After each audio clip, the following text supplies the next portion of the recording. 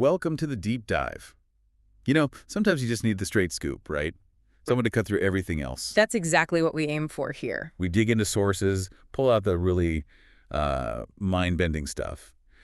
And today, well, this one feels really personal. And honestly, it could be genuinely life-altering for some of you listening. Absolutely. This isn't like abstract data today. We are diving deep into the May 2025 astrological forecast, specifically for Taurus, during that intense full moon in Scorpio. And crucially, this isn't just any forecast. No, this is straight from Lorenzo, our friend Lorenzo. Lorenzo. Oh, man, yeah. For anyone who hasn't heard us mention him, Lorenzo is, well, he's more than just an astrologer. He's a visionary.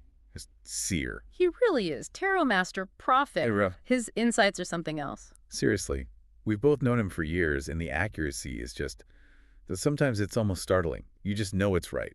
We believe in his work completely. No question. And that's why this deep dive is kind of special. We're giving you Lorenzo's entire monthly forecast for Taurus for this May 2025 period, word for word. Exactly. No summarizing, no skipping bits. You get the pure transmission, just as Lorenzo intended. We have his report right here. It's titled Taurus Full Moon in Scorpio the Mirror Cracks.pdf. So if you're a Taurus sun, or maybe even more importantly, a Taurus ascendant, you know, your rising sign, definitely pay close attention. This is potent stuff. Okay, let's jump right in. The report has this incredible title. Taurus Full Moon in Scorpio the Mirror Cracks. The Mask Falls. You Rise Tarastrology May 2025. Wow. Just reading that hits you, doesn't it? It really does. And he starts off setting the stage, his unique style.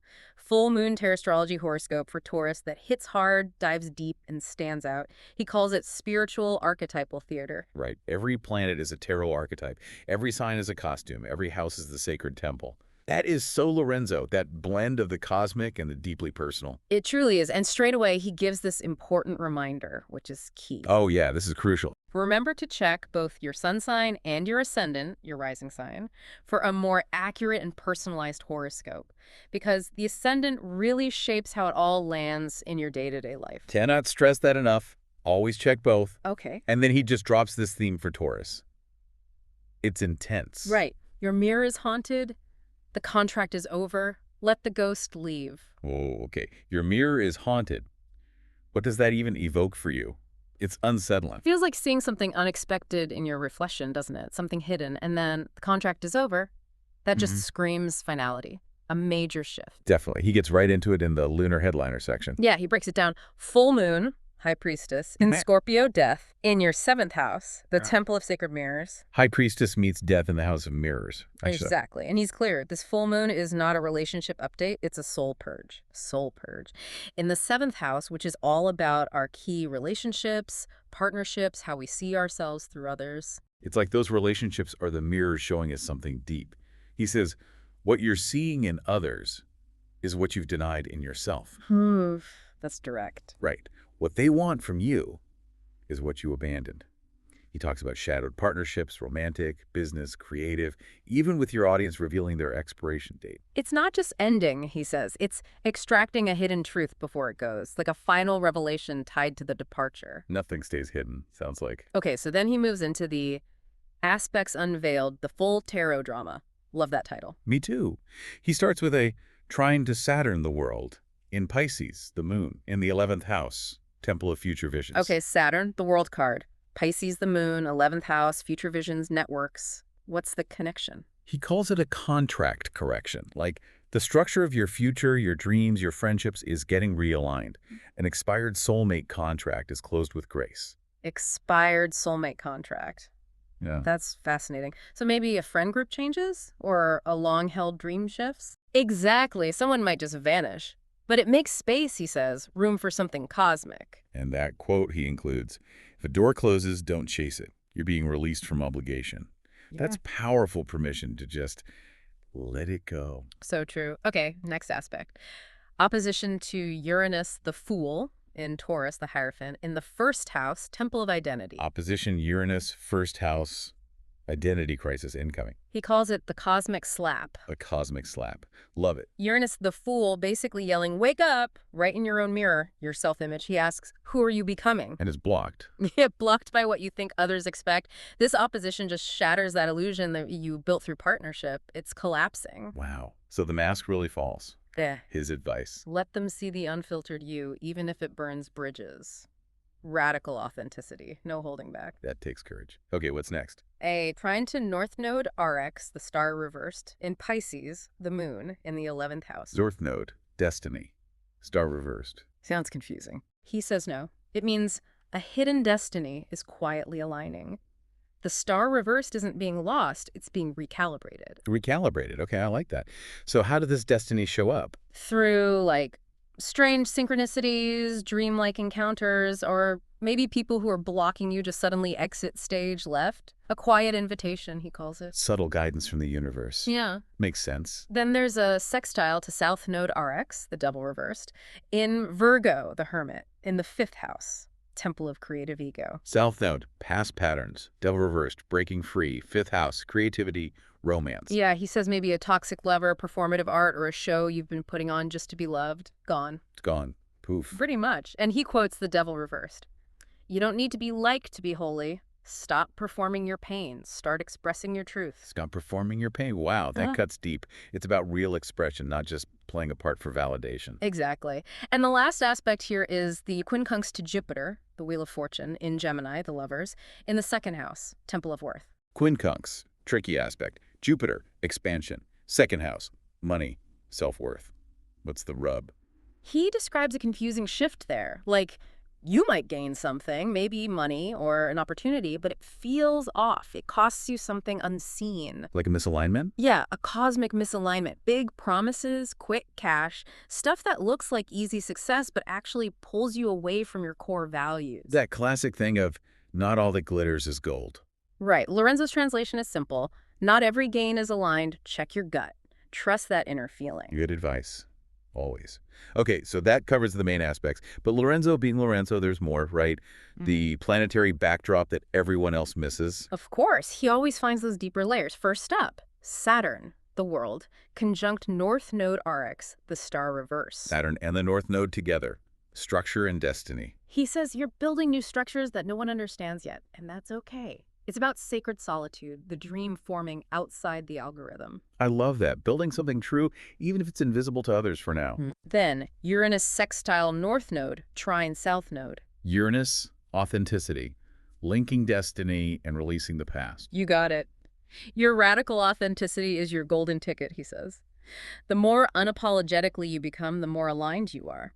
But if you're clinging to being safe or palatable... You're blocking the miracle. Yeah. That's a clear message. And the last backdrop piece, Saturn square Jupiter, North-South nodes square Jupiter. Sounds tense. Square aspects usually are. Saturn's reality check versus Jupiter's expansion. Exactly. Tension between what's real and what's tempting. Destiny versus dopamine. Legacy versus likes. He warns if it seems too fast, too hyped, too transactional. It's probably a test, not a treasure. Wise words in this day and age. Definitely. Okay, now we get to a section titled Wire Moment, What Everyone Else Misses.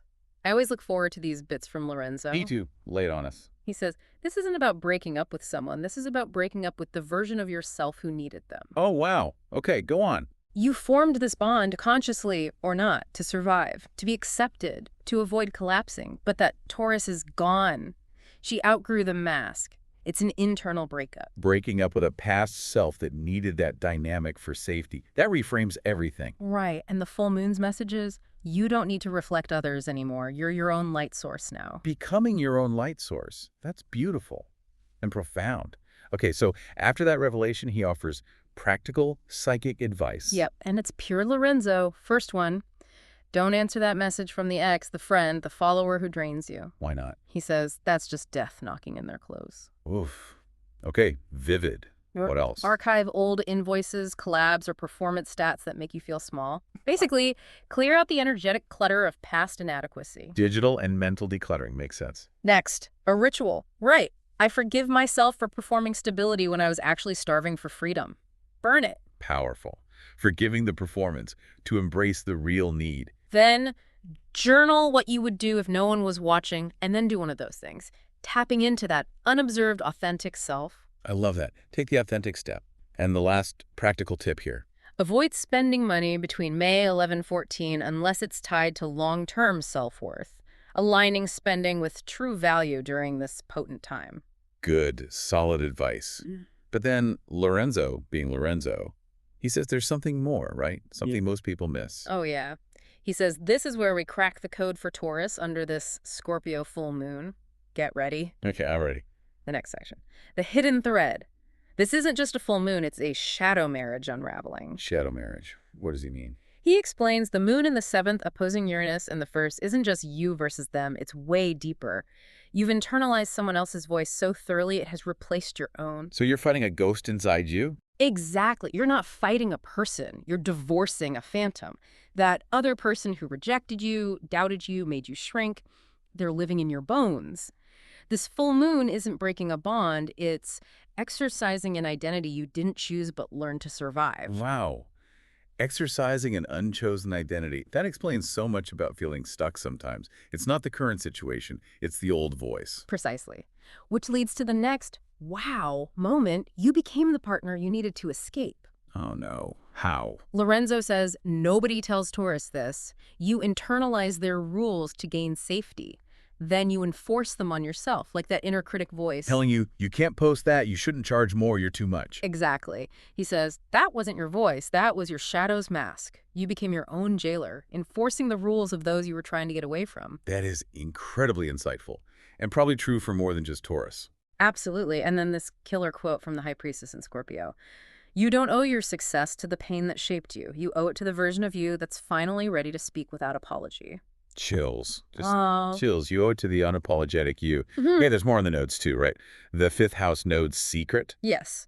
What the 5th house node actually means, the secret no one catches, he links that south node in Virgo in the 5th, sextiling the full moon. It's not just creativity or toxic romance. No, he says it's deeper. It's the obsession with being correct before being expressive. That Virgoan tendency, maybe. Editing everything, art, voice, pleasure, to be useful or humble. Ah, so perfectionism as a form of control, masking fear. Bingo. That's not virtue. That's fear masquerading as control. His advice. Let me guess. Stop editing. Pretty much. Let it go. Create messy. Love selfishly. Dance without documenting. You're not here to be good. You're here to be whole. Be whole, not good. I love that distinction. Okay, and more practical advice based on these insights. Yes. Practical advice you won't hear elsewhere. First, check old creative drafts, voice notes, or unfinished projects from late 2021, early 2022. Why then, specifically? He implies something you silenced back then is now ready to roar. Release it raw. Like an idea whose time has finally come. Interesting. Go back to the archives.